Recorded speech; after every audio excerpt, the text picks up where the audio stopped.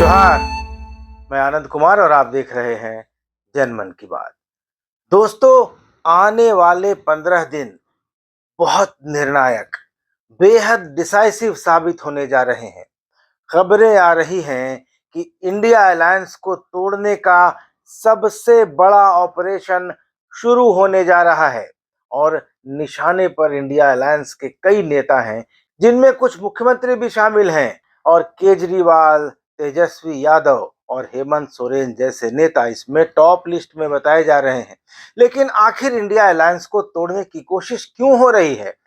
क्यों आखिर मोदी और अमित शाह के बारे में यह कहा जा रहा है कि वह इंडिया अलायंस को तोड़ना चाहते हैं और इंडिया अलायंस को तोड़कर उन्हें क्या हासिल होगा? और सवाल यह भी है कि क्या वाकई अमित शाह ईडी, सीबीआई और इनकम टैक्स जैसी केंद्रीय जांच एजेंसियों की मदद से इंडिया अलायंस को तोड़ने में सफल हो पाएंगे? दोस्तों, चुनाव अब सिर पर आ गया है लोकसभा का। बस 3-4 महीने का वक्त है और अगर इंडिया अलायंस को तोड़ने का ऑपरेशन कामयाब भी होता है और अलायंस के कुछ नेताओं को जेल भेज दिया जाता है, तो खतरा यह रहेगा कि कहीं उन नेताओं के पक्ष में सहानुभूति की लहर न चल पड़े और अलायंस को तोड़ने का यह दांव कहीं उल्टा न पड़ जाए। लेकिन ईडी जिस तरह से पूरे फॉर्म में दिखाई दे रहा है, उससे लग रहा है कि ऑपरेशन होकर रहेगा और इस कड़ी में सबसे पहला निशाना दिल्ली के मुख्यमंत्री, आम आदमी पार्टी के संयोजक अरविंद केजरीवाल को बताया जा रहा है। हालांकि झारखंड से इसकी शुरुआत हो जाए तो भी कोई बड़ी बात नहीं होगी। सूचना आ रही है कि 6-6 समन भेजने के बाद अब ईडी ने मन बना लिया है कि झारखंड के मुख्यमंत्री हेमंत सोरेन को अब और समन नहीं भेजा जाएगा। और कहा तो यह भी जा रहा है कि अब ईडी हेमंत सोरेन की गिरफ्तारी के लिए वारंट लेकर आएगा और इसके लिए ईडी के अधिकारी दिल्ली में बैठे अपने आला अधिकारियों के साथ विचार विमर्श कर रहे हैं, उनका मार्गदर्शन ले रहे हैं। इस पर आगे चर्चा करेंगे, लेकिन फिलहाल अरविंद केजरीवाल की बात कर रहे थे। ईडी के निदेशक के प्रभार में है राहुल नवीन। राहुल नवीन 1993 यानी 1993 बैच के भारतीय राजस्व सेवा, इंडियन रेवेन्यू सर्विस के अधिकारी हैं और उनको अरविंद केजरीवाल को जेल में डालने का टारगेट दिया गया है। और दिलचस्प बात यह है, मजे की बात यह है कि राहुल नवीन और अरविंद केजरीवाल दोनों 1993 बैच के भारतीय राजस्व सेवा यानी इंडियन रेवेन्यू सर्विस के अधिकारी हैं। यानी केजरीवाल और राहुल नवीन दोनों बैचमेट रह चुके हैं। लेकिन वक्त बदल गया है, हालात बदल गए हैं और जज्बात तो बिल्कुल ही मेल नहीं खाते। एक तरफ केजरीवाल हैं जो नेता बन चुके हैं, इंडिया अलायंस के एक प्रमुख नेता हैं और मोदी शाह के कट्टर दुश्मन हैं, और दूसरी तरफ राहुल नवीन हैं जो सत्ता का सबसे प्रमुख हथियार बन चुका ईडी उसके चीफ हैं। यानी एक सिरे पर राहुल नवीन है तो दूसरे सिरे पर केजरीवाल। केजरीवाल इसलिए भी टारगेट है क्योंकि वह दिल्ली, पंजाब और गुजरात में कांग्रेस के साथ मिलकर भारतीय जनता पार्टी को परेशानी में डाल सकते हैं। और गुजरात को अगर छोड़ भी दे तो कांग्रेस और आम आदमी पार्टी की अगर पंजाब और दिल्ली में सीट शेयरिंग हो जाती है तो यहाँ बीजेपी को मुश्किल पैदा हो सकती है, गंभीर दिक्कतें पैदा हो सकती हैं और इसलिए केजरीवाल को सबसे पहले निपटाना जरूरी है। केजरीवाल के जो विश्वस्त साथी हैं, यानी आम आदमी पार्टी के जो दूसरे प्रमुख नेता हैं, deputy CM Manish Sisodia jail में हैं, संजय सिंह जेल में हैं, सत्येंद्र जैन जेल में हैं। ऐसे में अगर अरविंद केजरीवाल भी जेल में पहुंच जाते हैं तो आम आदमी पार्टी की पूरी टॉप लीडरशिप जेल के अंदर चली जाएगी और फिर उनका इलेक्शन मैनेजमेंट पूरी तरह से बर्बाद हो जाएगा, रुइंड हो जाएगा। 21 दिसंबर को अरविंद केजरीवाल को ईडी ने दूसरी बार समन भेजकर पूछताछ के लिए बुलाया था। केजरीवाल नहीं गए, पहले समन पर भी नहीं गए थे।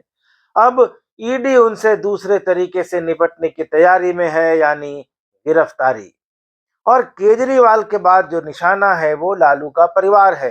तेजस्वी यादव बिहार के डिप्टी सीएम हैं, उनको 22 दिसंबर को ईडी ने समन भेजकर बुलाया है और 27 दिसंबर को उनके पिता राजद सुप्रीमो लालू प्रसाद को ईडी ने पूछताछ के लिए दफ्तर बुला लिया है। लेकिन समन की बात करें तो सबसे ज्यादा समन अगर किसी को मिले हैं तो वे झारखंड के मुख्यमंत्री और झारखंड मुक्ति मोर्चा के कार्यकारी अध्यक्ष हेमंत सोरेन हैं। पिछले 12 दिसंबर को उनको छठी बार समन भेजकर बुलाया गया था। हेमंत सोरेन एक बार पिछले साल 17 नवंबर को ईडी की पूछताछ का सामना कर चुके हैं। करीब 9-10 घंटे की पूछताछ थी। उसके बाद से वह ईडी के यहाँ नहीं जाना चाहते। वह लगातार ईडी के समन को चुनौती देते हैं, राजनीति से प्रेरित बताते हैं, अपनी चुनी हुई सरकार को अस्थिर करने में ईडी की भूमिका को संदेहास्पद मानते हैं। लीगल रेमेडी लेने की भी कोशिश कर चुके हैं। हालांकि गुजरात लॉबी ने पूरा प्रयास किया कि किसी तरह हेमंत सोरेन को इंडिया अलायंस से बाहर निकाल लिया जाए, वे कांग्रेस का साथ छोड़ दें और उनके साथ यानी एनडीए के साथ आ जाए, बीजेपी के साथ आ जाए। क्योंकि अगर हेमंत सोरेन को गिरफ्तार करना होता तो यह कार्रवाई साल भर पहले की जा चुकी होती। ऑफिस ऑफ प्रॉफिट मामले में चुनाव आयोग का लिफाफा जिसमें उसकी रिकमेंडेशन बंद है, काफी पहले खुल चुका होता। उनकी विधायकी छीनी जा सकती थी, उनको चुनाव लड़ने से डिस्क्वालीफाई किया जा सकता था। लेकिन अभी तक नरेंद्र मोदी और अमित शाह हेमंत सोरेन पर सीधे सीधे हाथ डालने से बच रहे थे। क्योंकि फिलहाल भारतीय जनता पार्टी का पूरा फोकस आदिवासियों पर है। वह आदिवासियों की सबसे बड़ी हितैषी होने का दावा कर रही है। नरेंद्र मोदी खुद कह रहे हैं कि उनका जन्म ही आदिवासियों की सेवा करने के लिए हुआ है। दूसरी तरफ हेमंत सोरेन बड़े आदिवासी नेता बनकर उभरे हैं। उनकी पार्टी झारखंड मुक्ति मोर्चा आदिवासियों की ही राजनीति करता है। झारखंड में 1932 का खतियान गरमाया हुआ है। आज ही हेमंत सोरेन ने फिर एक बिल पास करके भेजा है। ऐसे में हेमंत सोरेन को सीधे सीधे गिरफ्तार कर लेने में खतरा था, दांव उल्टा पड़ सकता था, क्योंकि तब आदिवासियों की सहानुभूति पूरी तरह से हेमंत सोरेन की तरफ मुड़ जाने का खतरा था। लेकिन हेमंत सोरेन जिस तरह से अड़े हुए हैं, जिस तरह से वे मैं झुकेगा नहीं वाली पोज में आ रहे हैं, उससे लगता है कि अब गुजरात लॉबी का सब्र टूट चुका है, जवाब दे चुका है और जल्दी ही उनके खिलाफ कोई बड़ा एक्शन ले लिया जाएगा। इधर झारखंड बीजेपी के नेता बार बार राज्यपाल से गुहार लगा रहे हैं, अपील कर रहे हैं कि हेमंत सोरेन कानून का पालन नहीं कर रहे, ईडी के समन की अवहेलना कर रहे हैं, पूछताछ के लिए जा नहीं रहे हैं, इसलिए गवर्नर को उन्हें बर्खास्त कर देना चाहिए और राज्य में राष्ट्रपति शासन लगा देना चाहिए। तो कहीं ना कहीं भाजपा नेताओं की यह तेज होती हुई मांग भी एक संकेत है कि झारखंड में जल्दी ही कुछ बड़ी कार्रवाई होने वाली है, कुछ बड़ा घटित होने वाला है। जो खबरें दिल्ली से आ रही हैं उनमें अरविंद केजरीवाल का नाम आ रहा है, लालू और तेजस्वी का नाम आ रहा है, हेमंत सोरेन का नाम भी आ रहा है। लेकिन इसके साथ ही पश्चिम बंगाल और महाराष्ट्र में उद्धव ठाकरे और ममता बनर्जी के नजदीकी लोगों पर कार्रवाई होने के संकेत भी मिल रहे हैं। और रांची से जो खबर आ रही है उससे यह लग रहा है कि हेमंत सोरेन को जो समय दिया गया था, जो उनको ढील दी गई थी, अब उस ढील को कसने का, टाइट करने का समय आ गया है। रांची और दिल्ली में ईडी के अधिकारियों की बढ़ती हुई हलचल इसका सबूत दे रही है और खबर आ रही है कि प्रवर्तन निदेशालय अब मुख्यमंत्री हेमंत सोरेन को समन जारी नहीं करेगा। 6 समन बहुत हो गए, ऐसा ईडी का मानना है। और अब ईडी हेमंत सोरेन के खिलाफ सीधे वारंट निकालने की तैयारी कर रहा है।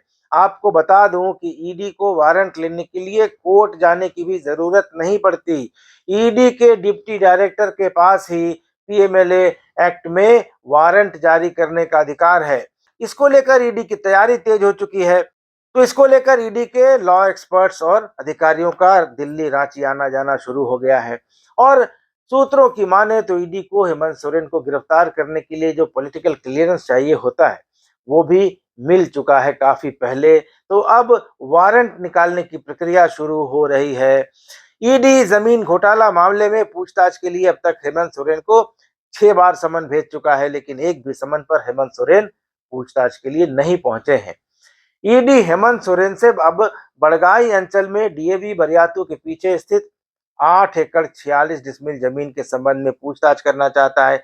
पिछले हफ्ते इस मामले को लेकर ईडी के एक बड़े अधिकारी रांची आए थे और ईडी के रांची क्षेत्रीय कार्यालय के अधिकारियों के साथ उन्होंने मीटिंग की थी।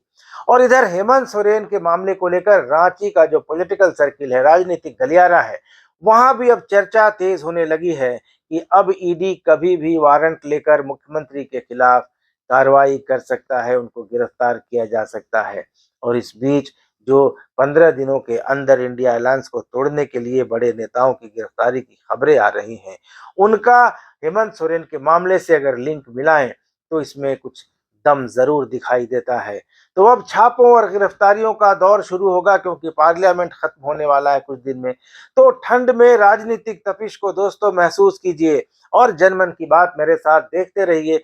वीडियो कैसा लगा कमेंट करके जरूर बताइएगा। चैनल को तो सब्सक्राइब कर ही लीजिएगा।